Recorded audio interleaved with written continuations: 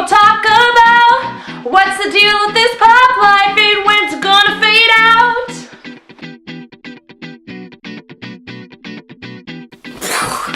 Hey guys, welcome back to Grass Life. My name is Yas and I'm going to be your Grass Life guru. So today we're going to talk about something that everyone uses to quench their thirst, but I just don't understand because it's not very quenching, and that's pop, soda, soft drinks, whatever you want to call it, that carbonated sugary stuff that everybody picks up at the grocery store and drinks on a daily basis. So let's get started without further ado. What I don't understand is how pop can be quenching your thirst. On average, one pop or soft drink or whatever you want to call it has 40 grams of sugar or 10 teaspoons of sugar just in one serving. Do you remember the concept of osmosis from the episode WTF Water? Well, for those of you that missed it because you were out of town on vacation or you just were taking a social media break because you wanted to get better mental healthily,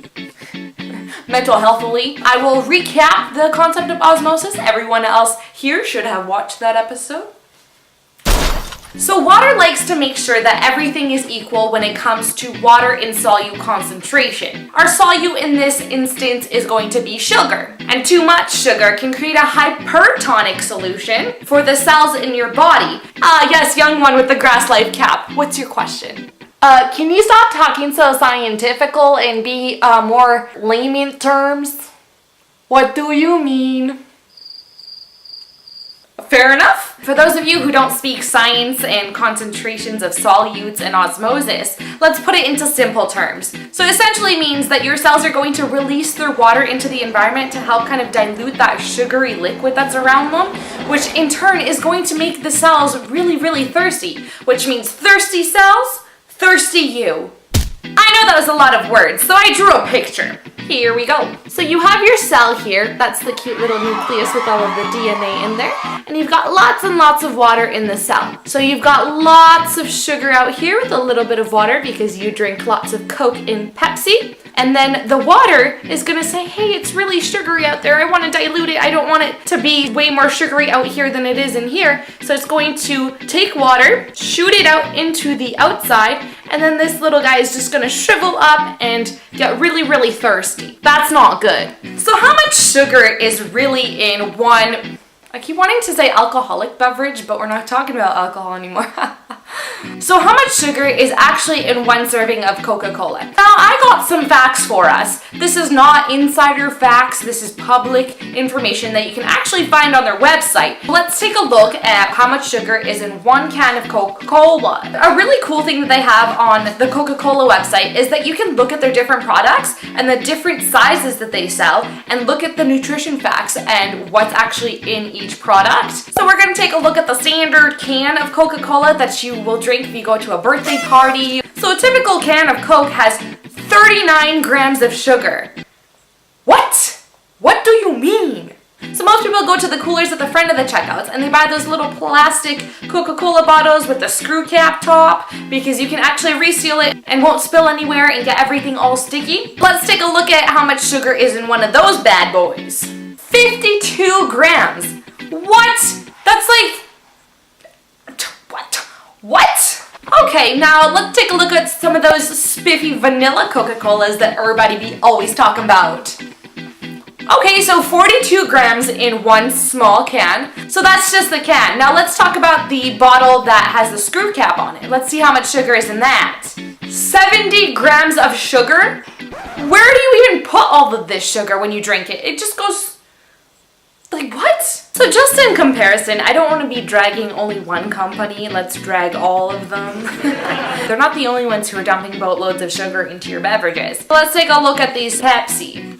Obviously, I didn't drink this because I only drink water. This is the average size that most people get because it's large enough to quench their thirst and it doesn't run out too quickly, and then you can just cap the top and save some for later. This is 591 mils. Let's take a guess of how many grams of sugar you think it's going to be. A, 10 grams. B, 100 grams. C, 69 grams. Or D, 15 grams.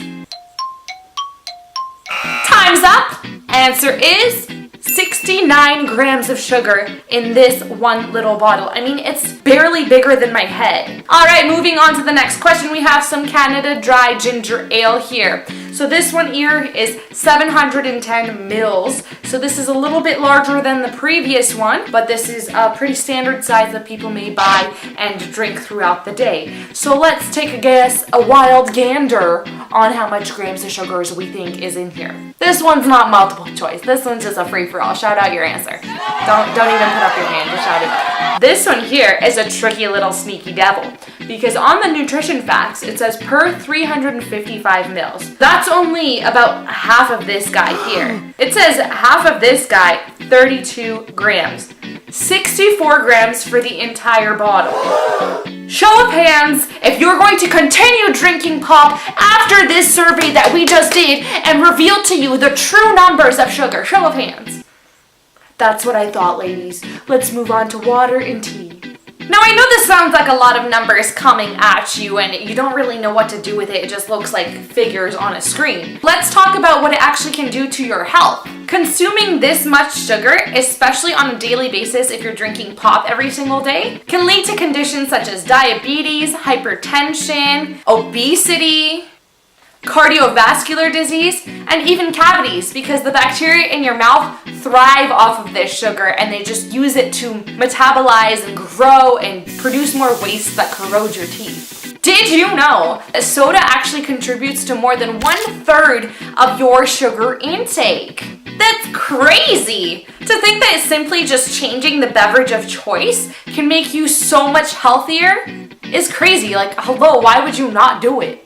So what are some better options for those of us who do not want to be consuming this much sugar? Let's take a look at our options. Number one, and my absolute favorite, is water. Water never gets old, tastes super fresh. You don't have to pay for it. You just go over to your tap, pour it into your bottle, and chug. Do you think that water is boring and you want some sort of flavor swirling through your taste buds? Then why don't you try lemon? Lemon or lime or mint can actually really flavor the water without adding any extra calories or sweeteners or sugar that'll spike your blood sugar. Oh, that's so cold. I have no idea how hot it is right now. Girl, did you know that they actually sell water bottles with little compartments in the middle that you can put fruits and vegetables in to infuse your water with cool little flavors like watermelon mint, lemon lime mint, lemon lime, strawberry. There's so many different combinations that you can put. So if you're the type who likes to drop it like it's hot, drop it like it's hot. When the peeps in the crowd now, drop it like it's hot, drop it like it's hot.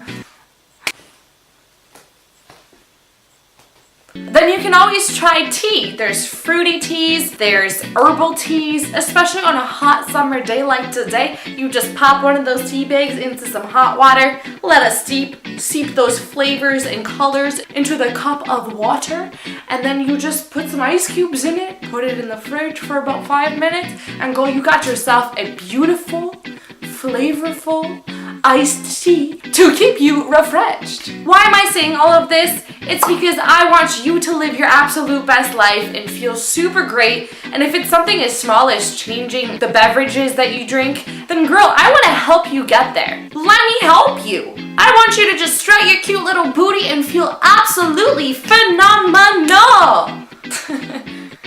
Girl, I want you to feel phenomenal. Great. Alright, you guys have probably had enough weirdo yes for one day, so I'm gonna let you go. But don't forget to keep on shining and just being you. Mwah. Peace out, hippies.